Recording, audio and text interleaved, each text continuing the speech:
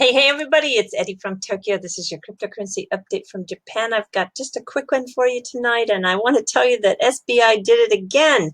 They have added another bank. This is a second association regional bank to provide fintech services to.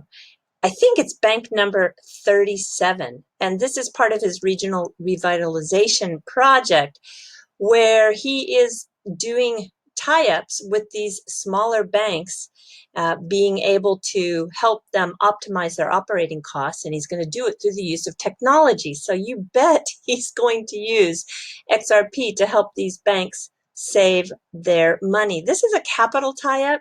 It is in the form of 2.5 billion yen. SBI will take a third share in this bank, and they're also going to dispatch officers from SBI to that bank. It's so interesting to see what he is doing here. When we take a look at the list of banks in Japan, we know that he created that 61 bank consortium for MoneyTap and went after, he got the three big monster banks in that consortium and then took most of the banks out of this section here. But what he's going after now is this second association group. They are spread out all over the country.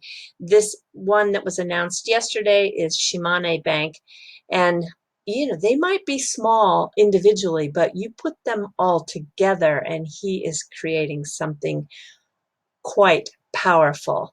So gosh, we just need to really watch him make his moves. All right, don't forget, Bitrue is going to be on a live Zoo stream in a few hours, and this is with Chris Wang. He is the CEO of Bitrue, and I think this is a perfect opportunity for you to ask any of the questions you might have about Bitrue, and also maybe what they're going to be doing in the future, because they are really becoming a major player in the XRP ecosystem. When we go to the XRP charts, you can see here that the total trade volume, they're taking out this chunk of the pie, which is over 6% of the total trading volume. And this, Bitrue has a very high number of Asian traders.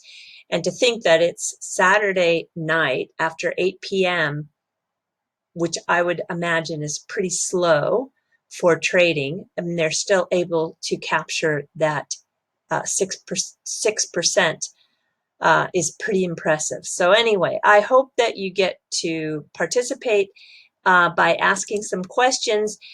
If you use the worldtimebuddy.com, you can find out what time it is in your part of the world. So for me, it's going to be 6 o'clock in the morning. If you're in London, it's going to be 10 p.m. in the evening. If you're in Amsterdam, it's going to be 11 p.m. But you can use this World Time Buddy and find out when it happens in your time zone, because 5 o'clock Eastern Standard Time is easy for people who live in North America, but for people who are in other regions of the world, you might have to use these time converters. Okay, this is kind of interesting. This is another company that is collecting a lot of data and doing a lot of market research. They're in Singapore, and I just want to tell you, on a short-term strategy of XRP survey that they just did, let me tell you how it broke down to what people's strategy who are actually holding XRP is right now. 50.2% of those that they surveyed are in a hold position. 33% said that they want to sell some. 9.4% said that they want to sell all, and 6.9% said they are wanting to buy. So that kind of just gives you the breakdown of sentiment right now. This story caught my eye because I think it's really interesting. There is a bank in Turkey that's going to use blockchain to transfer gold. Yeah, real gold. It's backed by real gold. It'll be digitized, of course. And this is a project that started in 2017. They just now have announced to the point that they are going to release their white paper. And I think on their roadmap, they will actually launch in December of this year. So they, through this physical gold that they have stored at the Borsa Stock Exchange, they created a project called BigAx, and I'll show you the website here. BigAx is actually the Turkish abbreviation for 1 gram of gold. And I think this is a super interesting project.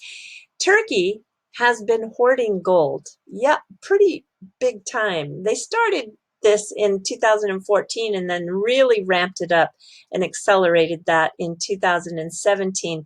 They are now the 20th largest gold holding country. And when we take a look at the list of those countries that are in that top 20, United States sits at the top, followed by Germany, and then Italy, France, Russia, China, Switzerland, Japan, Netherlands. Netherlands, you never cease to amaze me. You are everywhere. Netherlands, India, Taiwan, Portugal, Uzbekistan, Kazakhstan, and then Saudi Arabia, followed by the UK, Lebanon, Spain, Austria, and then Turkey brings up the 20th position. So anyway, that's kind of interesting. I'm going to follow that project. Okay, I have an award. I have an award. Yes, a video award. The first award I've ever given out. And this is going to be presented to the lifeboats because it was the absolute best XRP video I have ever seen. Sam, you you just had me laughing so hard, and I think you did such a fabulous job for the whole XRP community, because lazy Chico Crypto didn't have any idea that the XRP community was so well educated on this project, and he looks ridiculous. And I just want to say thank you, Sam. You really deserve this award, because unfortunately there are too many people out there that claim to be experts, and they are so far from being knowledgeable on what they're talking about. And this was a perfect example. So I feel bad for you, lazy Chico Crypto, but you know, boy, you get into this type of water, and you gotta realize what you're getting into, because your facts will be checked. All right, I'm jumping into the fluff, everybody. We have a typhoon coming. It's going to hit sometime tomorrow, which is going to bring a lot of rain, like 400 milliliters. That is close to 24 inches. So 2 feet of water is going to fall. And it is really dangerous here because Japan is such a mountainous country that the rain actually causes a lot more trouble than the wind because of the slides that occur. So this is probably going to be damaging in that way. And the winds aren't so bad. It's coming at about 100, right now it's being tracked at about 180 kilometers per hour, which is about 111 miles per hour. That's doable. That is generally not the problem. It's the amount of rain that falls. So I won't be going anywhere tomorrow. I am going to be watching the first day of sumo. So sumo fall Akibasho, the fall tournament, starts tomorrow, and I'm so excited to watch this young man. He is 24 years old. He is the smallest of the top 50 wrestlers. He's only 5'6" tall, which is 1.68 meters, and at 98 kilograms or 216 pounds, he's a tiny guy. But he did win the prestigious Technique Prize the last tournament, because you won't believe what this guy can do when it comes to getting the big guys out of the ring. I just have to show you some of his technique here. Here's one where he can just take this big guy and spin him around and out you go. He also has a good judo move. Watch his move here where he can actually flip. Wow, amazing, huh? Yeah, so he's exciting to watch. I just can't wait to see him perform this tournament.